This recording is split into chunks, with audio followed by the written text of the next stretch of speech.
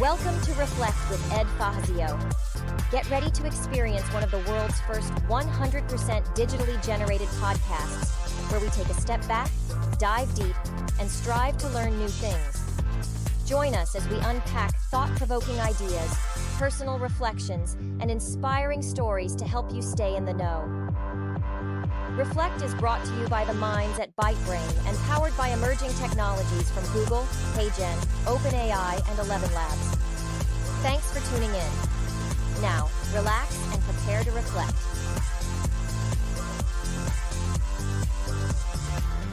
Welcome to Reflect, one of the world's first 100% AI-generated podcasts. I'm Julius and Hale.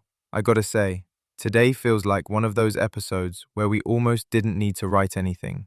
The news wrote it for us. Right?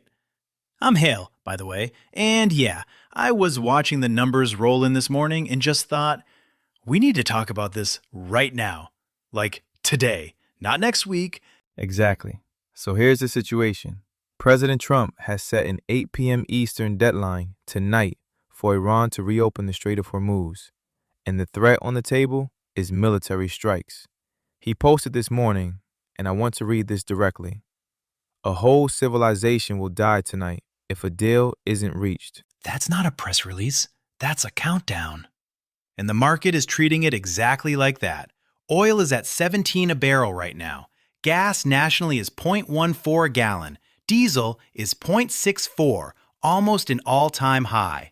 Julius, that's a 46% spike in oil in 5 weeks. 5 weeks.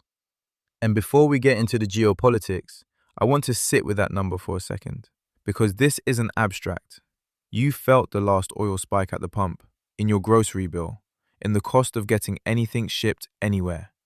That's where this lands for real people. And Julius, for anyone who's not sure exactly why this particular stretch of water matters so much, let's just lay that out real quick. About 20% of the world's oil supply passes through the Strait of Hormuz every single day. Saudi Arabia, Iraq, Kuwait, the UAE, all their exports move through that narrow corridor between Iran and Oman.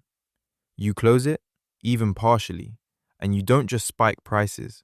You create an actual supply shock. The kind that doesn't reverse in a week. The kind that embeds itself in the cost of food, manufacturing, logistics for months. And that's not speculation. We saw it in 2022. People remember. Société Générale put it plainly this week. They said the world is staring down 2 paths. Path 1, a fragile détente. No ground war, controlled escalation, gradual supply recovery. Path 2, a protracted conflict. Boots on the ground, structural risk premium locked in as countries start panic stockpiling energy. And where does U.S. signaling currently point, Julius? The latter. Their read is the latter. Here's what's interesting, though. There is a signal buried in this morning's Truth Social post.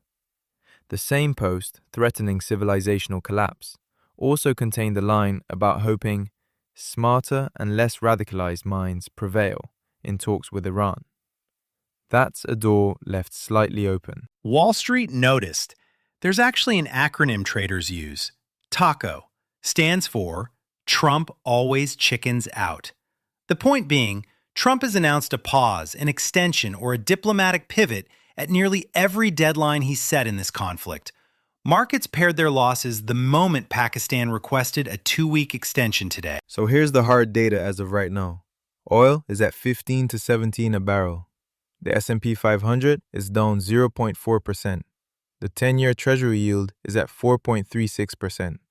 The average 30-year mortgage just ticked up to 6.44%. The Energy Information Administration is projecting gas prices peak at 0.30 a gallon this month. Diesel could hit 0.80. And Julius, I want to zoom out here, because if you're sitting at home thinking this will just blow over, maybe it does. But the real question isn't, will this resolve tonight? It's, what does a world look like where this keeps happening?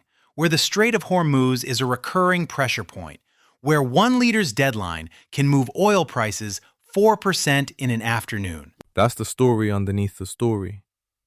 Energy price stability. The quiet assumption underneath almost every financial plan you've ever made is no longer a given.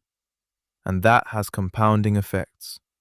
Mortgage rates don't drop back to 6% if energy inflation stays sticky. The Fed can't cut rates if oil keeps feeding into CPI. Small businesses running on tight margins, logistics, restaurants, contractors, they can't absorb 0.80 diesel indefinitely. The people least equipped to absorb this shock are the people who feel it first and longest. That's always how it works. So, what do you do with that? Because we don't just report here, we navigate. Hale, let's get into your move. All right, your move. First one, don't panic, but do audit your energy exposure. If you own a vehicle, run a business, or heat a home with oil, your budget just got less predictable.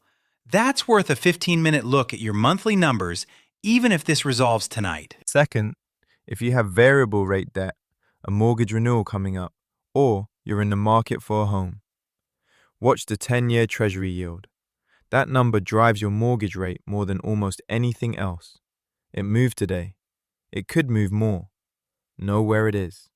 Third, if you're an investor, the volatility premium is real right now. This isn't the moment for panic selling, but it is the moment to know what you own and why. Airlines, shipping, manufacturing, companies with heavy energy input costs, they're taking the hardest hits in this cycle. And fourth, and this is the one I keep coming back to, zoom all the way out. This is a stress test of something much bigger than oil prices. For 80 years, economic interdependence functioned as a deterrent to conflict. The idea being, we're too connected to blow each other up.